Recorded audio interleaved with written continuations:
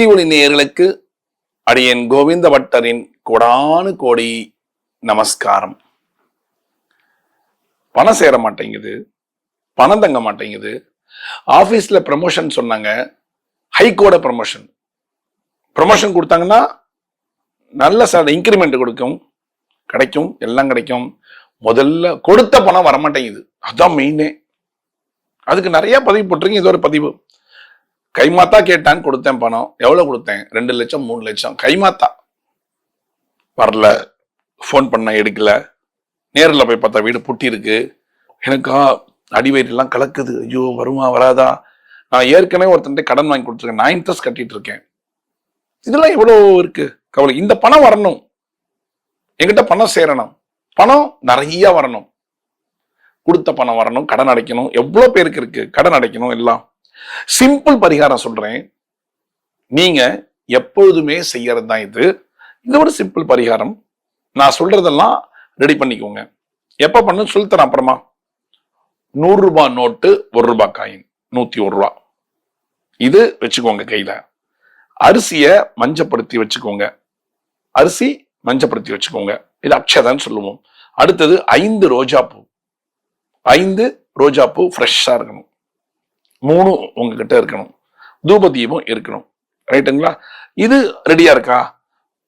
முதல் வெள்ளிக்கிழமை, மாதத்தினுடைய முதல் வெள்ளிக்கிழமை, இங்கிலீஷ் மாதம், இங்கிலீஷ் மாதத்தினுடைய முதல் வெள்ளிக்கிழமை நீங்க செய்ய வேண்டிய பரிகாரம் இதுதான். முதல் வெள்ளிக்கிழமை காலை 6 to 7 தான் எல்லாமே. காலையில குளிச்சுக்கோங்க. ஆனா மறக்க கூடாதுங்க, நோட் பண்ணிக்கோங்க. இது எத்தனை நாள் செய்யணும் கிடையாது, லைஃப் லாங் செய்யணும். ஏன்னா நம்ம வீடு இஎம்ஐல இருக்கு, நம்ம கார் இஎம்ஐல இருக்கு. ரைட்டுங்களா? கொடுத்த கடன் வரல, என்னால கடன் அடைக்க முடியல, பணம் எங்க வீட்டுல தங்க மாட்டேங்குது, நகை எப்ப வாங்கினாலும் அடகு கடைக்கு போயிடுது, திரும்பி வரமாட்டேங்குது, வித்துடுறேன். ரைட்டுங்களா? சோ இந்த பணமும் நகையும் நம்ம கிட்ட இருந்தா தான் நமக்கு ஒரு நல்ல ஒரு ஃபீலிங் இருக்கும், நம்ம நல்லா இருக்கும், சுபிக்ஷமா இருக்குங்கிற ஒரு எண்ணம் இருக்கும். நாங்க வாங்குறேன், ஆனா அடகு கடை போயிடுது. இந்த மாதிரிலாம் எவ்வளவு பேருக்கு பிரச்சனை. கொடுத்த பணம் வரலையே, வந்தாதானே நமக்கு வாழ்க்கை. நம்பி கொடுத்தேன், ஏமாத்திட்டான். ஆனா அந்த பணம் வரணும், உழைச்ச பணம். ரைட்டா? ஒரு வீடு, நான் வீடு வாங்கணும்னு வந்தான் என்கிட்ட, என்னோட ஃப்ரெண்டு தான் வந்தாரு. என்கிட்ட ரெடியா இருந்த பணம் 5 லட்சம் ரூபாய் சொலையா எடுத்து கொடுத்தேன். வாங்கிட்டாரு, ரிஜிஸ்ட்ரேஷன் எல்லாம் பண்ணாரு, கூப்பிட்டாரு, கிரகப்பிரவேசம் பண்ணாரு, போனேன், சாப்பிட்டேன், எல்லாம் வந்தேன். நல்லா பேசிட்டு இருந்தாரு. என் தேவைக்கு நான் அப்படியே கேட்டேன், கொஞ்சம் கொஞ்சமா கொடுத்துறேன்னு. சரி சரி கொடுத்துறேன். போய் பாக்குறேன், வீடு பூட்டி இருக்கு. போன் பண்ற ஆளுங்க 3 மாசமா வீடு பூட்டி இருக்கு. எங்க போனாருன்னு தெரியல. இருக்கா கவலை? இல்ல இருக்காங்க, ஆனா கொடுக்க மாட்டேன்றாங்க. இருக்காங்க, கொடுக்க மாட்டேன். போய் கேட்டு கேட்டு பார்த்தேன், பணம் வரும்போது தானே, எப்ப வரும், வரும்போது வரும். இருக்கா? சோ இதனால இந்த பிரச்சனையில எல்லாம் நான் விடுபட்டு வெளியே வரணும், அந்த பணம் எனக்கு வரணும் அப்படின்னு நினைச்சீங்கன்னா, கொடுத்த பணம் வரணும், நான் கொடுக்க வேண்டிய பணம் கொடுக்கணும். ஏன்னா கடன்காரன்ட்ட நான் பேச்சு வாங்க முடியாது இல்ல. எத்தனை பேர் இருக்கீங்க வீட்டுல வந்து கத்துறான், ஐயோ கேவலமா இருக்கு எனக்கு, எப்படியாவது பணம் வரணும், எப்படியாவது கடன் அடைச்சிடணும், அவசர தேவைக்கு வாங்கினேன், அது வட்டி குட்டி போட்டு குட்டி வட்டி போட்டுருச்சு.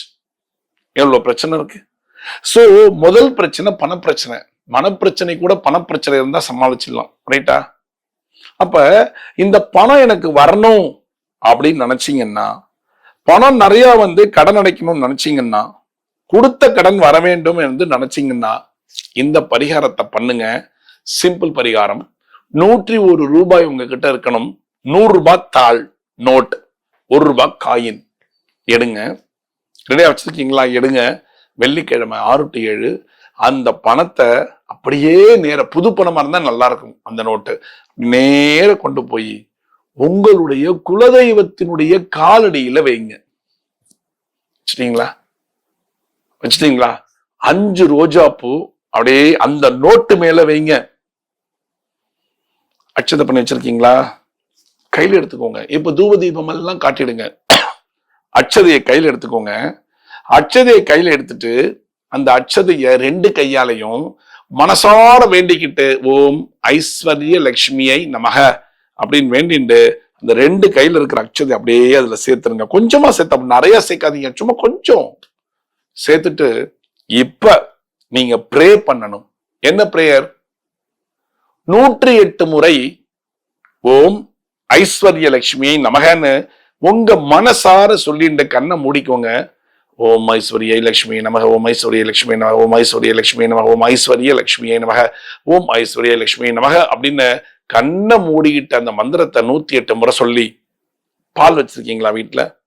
அந்த பாலை காய்ச்சி ஆற வச்சு நாட்டு சர்க்கரையும் முந்திரி பருப்பை லைட்டா பொடி பண்ணி முந்திரி பருப்பையும் தூவி மகாலட்சுமிக்கு நிவேதனம் பண்ணணும். இல்ல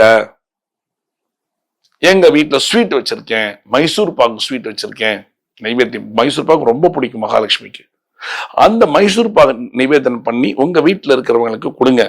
இத ஒவ்வொரு மாசமும் முதல் வெள்ளிக்கிழமை மறக்காம செய்யணும். ஒருவேளை லேடிஸ் 3 நாட்கள் வந்ததுன்னா உங்க வீட்டுல இருக்கிற பெண் பிள்ளைகளை செய்ய சொல்லுங்க. பெண் பிள்ளைகளும் ஏஜ் அட்டன் பண்ணிட்டாங்க, உட்கார்ந்துருவாங்க 3 நாள் அப்படின்னா உங்க வீட்டுல வீட்டுக்காரர் இருக்காங்க இல்லையா, அவங்களுக்கு சொல்லி கொடுத்து செய்ய சொல்லுங்க. ரைட்டுங்களா? இது ஒவ்வொரு மாதமும் விடாம செய்யணும். சரி, எப்படி செய்யணும்? அந்த 101 ரூபாய் என்ன பண்ணும்? பூஜை முடிஞ்சிச்சா வெள்ளிக்கிழமை எடுக்காதீங்க. சனிக்கிழமை அன்னைக்கு காலையில சுவாமிக்கு பால் நிவேதனம் பண்ணிட்டு குலதெய்வத்தை மனசார வேண்டிட்டு அந்த 101 ரூபாயை எடுத்து உங்க பர்ஸ்ல வைங்க. வச்சிட்டீங்களா? இப்போ எப்ப வைக்கணும்? அடுத்த வெள்ளிக்கிழமை. இப்போ இந்த வெள்ளிக்கிழமை பூஜை பண்ண 101 ரூபாய் அப்படியே இருக்கட்டும். அடுத்த மாசம் வெள்ளிக்கிழமை எடுக்கிறதுக்கு பதிலா வியாழக்கிழமை எடுத்துருங்க. சனிக்கிழமை வேண்டாம், வியாழக்கிழமை எடுத்துக்கோங்க.